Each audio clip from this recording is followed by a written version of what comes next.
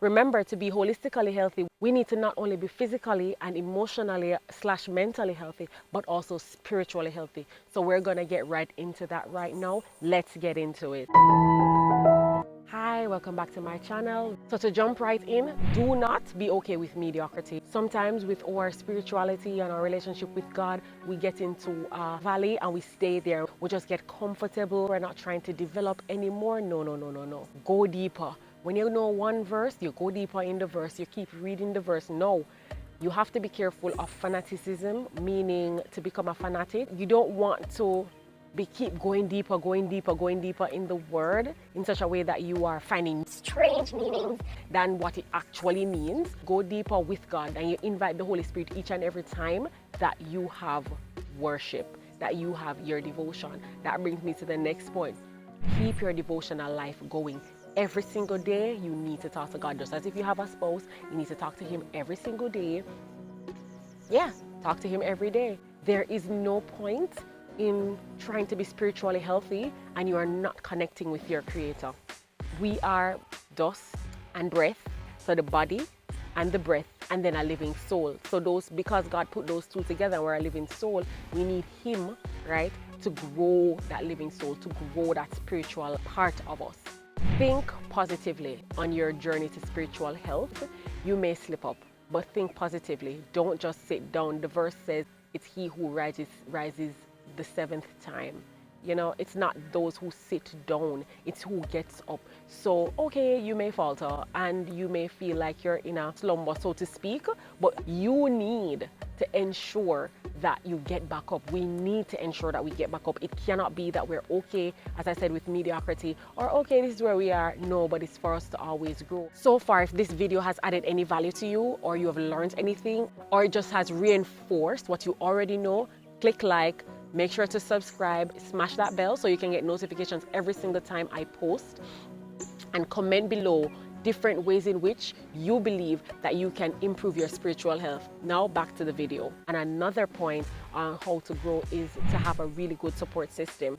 Sometimes we can't think positively when we don't surround ourselves with like-minded people. Support system is important. Somebody who is also on that spiritual journey, praying with you, praying for you, studying together. Iron sharpeneth iron. Having spiritual conversation, very, very critical to your spiritual health and your spiritual journey. Do not forsake the gathering of the brethren.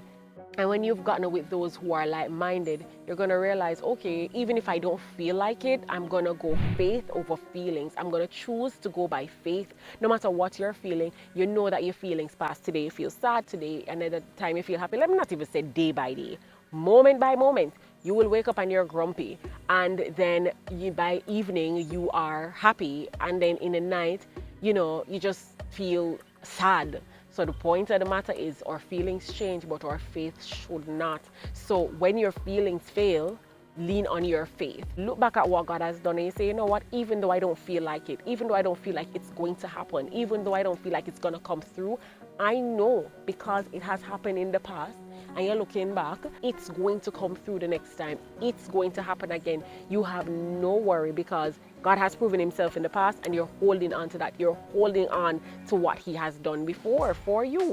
And when you've experienced faith over feelings, and when you've experienced what God has done for you, you're going to share that faith. The Bible speaks about when Jesus was leaving and He said, you know, go therefore and teach all nations, baptizing them in the name of the Father and the Son and the Holy Ghost, teaching them to observe all things whatsoever I have commanded you, right? And then He gives us the promise, lo, I'm with you always, even unto the end of the world. That was when He was leaving, and He said He will be with us, especially in the manner of the Holy Spirit. He will be with us till the end of the world. So we don't have anything to worry about. So we share that faith. A part of your spiritual journey is discipleship. Right? Making disciples for Christ. It's not about, oh, I'm in there and I'm going to church and I have a support system and I have my faith and you keep it to yourself. No, it's not a selfish thing. You have to share your faith, and that actually helps you to grow. Yeah, when you help others to find Christ and to find that spiritual peace and to go on their journey to spiritual health, right? It helps your spiritual journey as well, all right? So you are going to also make disciples by sharing your faith. And last but not least, pray without ceasing. So when you're washing the dishes, You're saying, Lord, wash me just like I'm washing these dishes, and you are gonna wash me of my sins and cleanse me of all unrighteousness. Okay, you're sweeping, you pray a similar prayer. You can't find something, you say, Lord, you don't get flustered and whatever. You say, Lord, I can't find this, and even if I can't find it, what other solution could I use to do this? Funny enough, when I'm making this a quick testimony, I cannot find my tripod stand. I can't find it. I don't know where it is. I went somewhere, I think I left it there, but then I prayed about it, still can't find it, and then I said, you know what, God, I have another one, let's see. And I have the connection to my phone, because I use my phone.